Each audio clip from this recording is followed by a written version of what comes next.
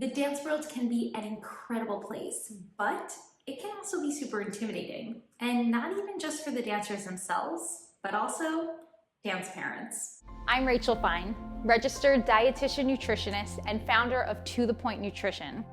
A dancer's performance is a direct result of hard work and motivation. So where does food fit into this? There's a lot of myths and a ton of antiquated ideals, and I'm here to dispel those. Hi, I'm Rachel Fine, registered dietitian nutritionist and specialist in all things dancer health, wellness, nutrition, and body image. I'm here to help dancers build supportive habits with food.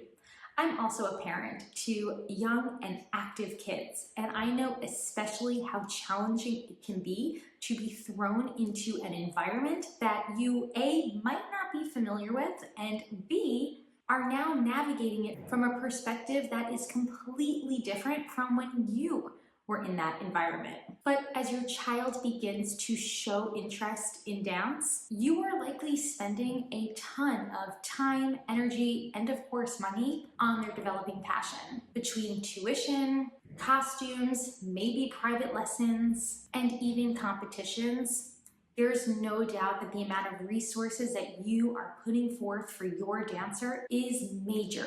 And not just that, the ability to coordinate a busy school schedule with a busy dance schedule, and then of course, everything else in between like family time and social events is incredibly overwhelming. But you are also a major part in your dancers' success throughout their time, both in the studio and on stage. You will play a major role in helping to guide your dancers to navigate not just the physical demands of dance, but also the need to maintain the fun and the support within this art. So let's break down some key elements that you can utilize to help support your dancer throughout this journey. But a little bit about me.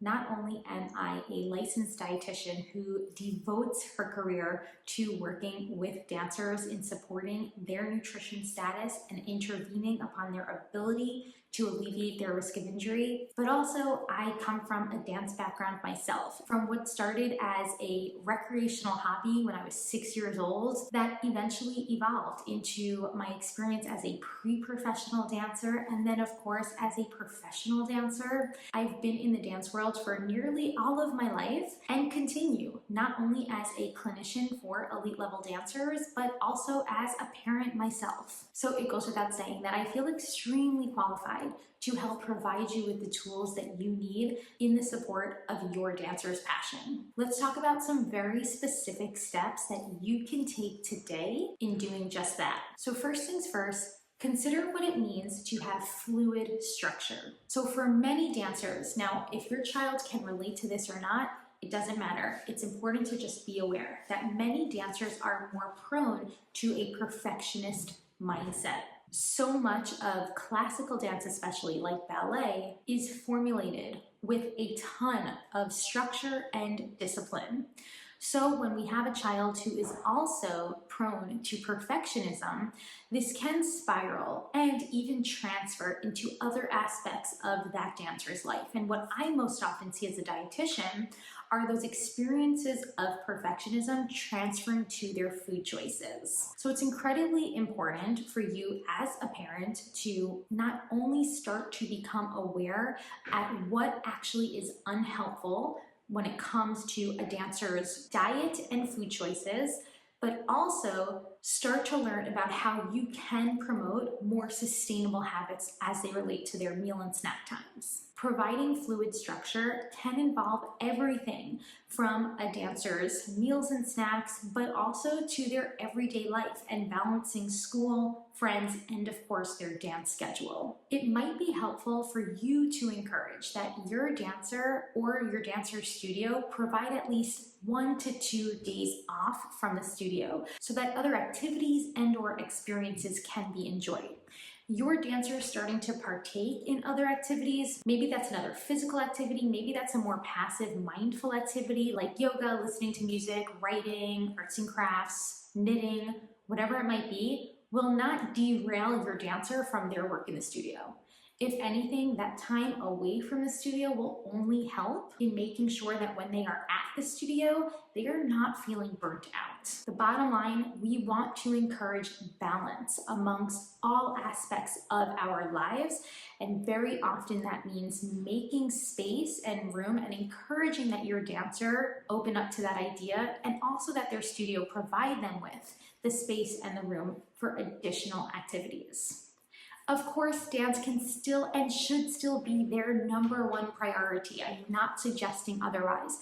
We just want to make sure that there is an additional option there as well that can help to formulate balance and even help to provide a dancer with another outlet, especially for when time at the studio itself gets a bit overwhelming. When we're talking about fluid structure as it relates to meals and snacks, this essentially means that we're encouraging dancers to refuel their bodies consistently and regularly throughout the day and not obsessing about any very specific, rigid rules, whether those are rules around their specific food choices or rules around the times that they're eating throughout the day.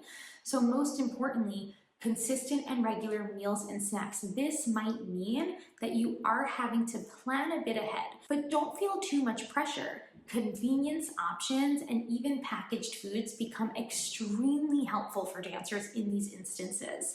Even if that means leaving a box of bars or some trail mix in your car just for the commute over to the studio. Planning ahead these meals and snacks will help you to navigate the inevitable, those super busy schedules, especially as they relate to performance seasons, rehearsals prior to performances, and even audition seasons, where your dancer might not only be spending more time at the studio, but also might be commuting more, especially if those auditions, like for example, summer intensive auditions, require some travel. Next, consider what it means to model a supportive mindset. This is incredibly important in so many aspects of a dancer's life. We can think about this as it relates to our food choices, as it relates to our body image and how we view our bodies in the mirror, but also how it relates to that balance within each of our days. So as an example, in regards to food, this might mean tuning into something called food neutrality, where we're not demonizing certain foods, like labeling them as bad or even unhealthy, and glorifying other foods, labeling them as good, quote unquote, clean, pure, or even healthy. When we categorize food like this, we often cause feelings of food guilt, especially when a dancer feels that they are not eating the right, perfect, or best foods for their performance. So we want to start shifting into a mindset of neutrality as it relates to our food choices. This doesn't necessarily mean that all foods are nutritionally equivalent, and dancers can learn about how to choose options that are going to provide them with more long-lasting energy and support strength, reduce injury risk, and all that great stuff that we're going to get to soon. But it also means that we can make room for all different types of foods throughout our day. When we are able to do this, we are also better able to tune into fullness cues, to turn to mindful eating techniques, and overall to just build a more supportive relationship with food. This same idea of neutrality can be utilized with body image as well. There are 3 specific tools that I utilize with dancers when it comes to building a better body image. That's body neutrality, body image resilience, and body appreciation. All 3 of which I discuss both at dancenutrition.com and in previous videos that you can get here. But just to summarize, body neutrality is where we are striving for a more neutral view of how our body looks. So if your dancer is struggling with feeling super positive about their body, then realize that body positivity for them at that moment might not be the goal. Instead, utilizing a neutral lens, perhaps thinking about what their body can do for them. This also is where we can utilize appreciation for what their body is doing for them within the studio, within their strength, within their endurance, can be super helpful.